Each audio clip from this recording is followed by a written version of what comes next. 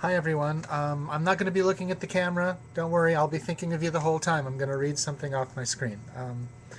It's a report I wrote for my African American history course that I'm taking. There's not a lot of information out there on the subject of gender variant people and their experiences during the time of slavery in the United States.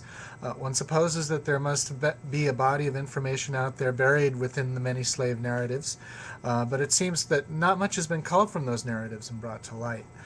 This seems like a rather egregious failing, as it is generally accepted that being gay, lesbian, bisexual, transgendered, or otherwise outside of gender norms in terms of either orientation or identity is an inborn trait, but documentation of this fact within the literature of slave experience seems either not to exist or not to have been explored in any prominent way or in any great detail. A great deal of searching on the web has turned up a few unsourced articles positing that there must have been many instances of forced homosexuality and master-slave relationships, and a concomitant exploration of the idea that homosexuality is a white man's disease, forced on Africans in slavery but not natural to Africans. There's also some exploration of the notion that male slaves usually quartered with other male slaves and that females often had similar living arrangements. As a result of this, it is conjectured that there may have been much institutional homosexuality. But once again, the articles, few that there were, that I found, made these assertions and did not offer sources for them. Whether these conditions are documented within the few web sources available or not, they do suggest a set of conditions that would likely have applied to slaves' lives, namely that whatever a slave's preferences, he or she would not have been able to express very fully nor act upon them. One of the few in-depth articles referenced extensively in the materials available to a Leslie student is by Aliyah Abdur-Rahman, entitled "The Strangest Freaks of Despotism, Queer Sexuality in Antebellum African American Slave Narratives." Essentially, this is a work within the parameters of queer theory, and as such posits the idea that the very notion of homosexuality, or for that matter heterosexuality, are social constructs that came into being because of slavery.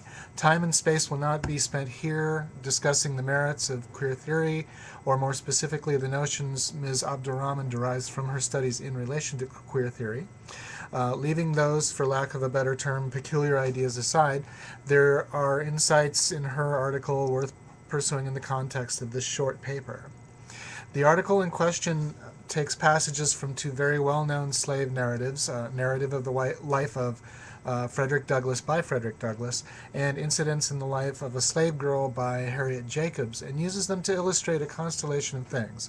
But essentially, that in each of these cases, someone was both dehumanized as a sexual object without volition, and that their identities within the framework of events are essentially whatever their masters wish them to be. In the passage selected from Douglass, there is a description of a whipping witnessed by Douglass as a child committed against his aunt Hester, who was beaten for the infraction of an alleged romantic involvement with a male slave. Douglass describes his aunt being stripped naked to the waist, hung from a ceiling beam by her tied wrist, and beaten bloody with heavy cowskin. Abdur-Rahman suggests that the beating itself has the intention of identifying Aunt Hester in a certain way, and also that as she was considered beautiful, to ruin that beauty and make her less desirable. Of course, the message from the master to both Aunt Hester and Douglass, who was very young when he witnessed this beating, is that in all things they must do and be as their master wished. In Incidents in the Life of a Slave Girl, there is a passage that is related fairly late in the story, in not particularly great detail, of a slave named Luke, who is kept by the son of a plantation owner. The plantation owner's son has gone north earlier in life and come back sick and incapacitated. He was weak and unable to move his limbs. He keeps Luke with him at all times. Often he is required to attend his master naked below the waist, sometimes for dire days. Luke attends to all his needs and must not refuse any request made of him by the master. Any request refused by Luke would cause his master to enlist the aid of the town constable, who would administer the punishment that the crippled master was unable to apply. Though it is not specifically enumerated which acts Luke was forced to commit. The title of Abdurrahman's article is a quote from this passage of Jacob's text describing, as well as she could within the mores of the time, what would transpire between the two.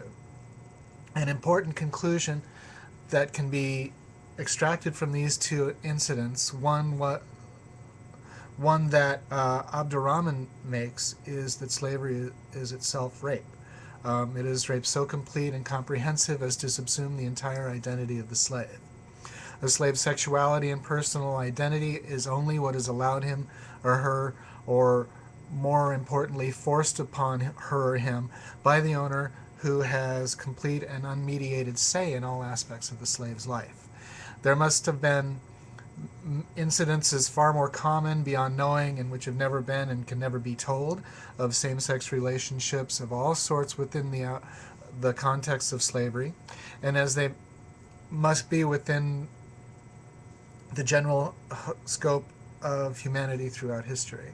The mores of the times would have dictated that they be clandestine, and in most instances carried some taint of exploitation. Slaves were not able to express themselves, and their masters, if involved in such relationships, would never have allowed knowledge of them to come to light. Also difficult to find were accounts of those slaves who were spiritually at odds with the gender of their bodies. It would be assumed that any such being would be at the mercy of virtually everyone around them, including their fellow slaves. One of the tenets of queer theory, at least as presented by Abdurrahman in her article, is that the distinction between heterosexual and homosexual did not exist before slavery. While one would have to be quite credulous, I feel, to subscribe to any such revisionist theory of history. It must certainly have seemed to slaves who were differently gendered, or to those who found themselves in situations where their masters suppressed their sexuality, that they themselves did not exist. That paper got a C.